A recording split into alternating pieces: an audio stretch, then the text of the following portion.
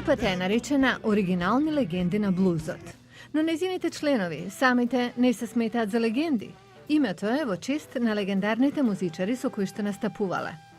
Ерик Демер минал преку 12 години настапувајќи низ светот со Кларенс Гейтмаут Браун.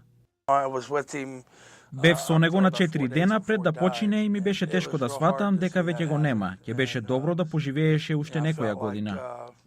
Джеймс Бугалу Болден свирал со Биби Кинг преку 35 години и имал можност од прва рака да види како луѓето од цел свет се поистоветуваат со музиката што потекнува од поранешни робови на американскиот југ.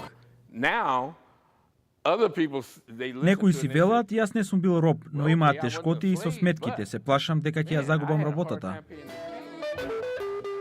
Гитаристот Чарли Денис, кој живее во Лас Вегас, со бендот на Биби Кинг е од 2002.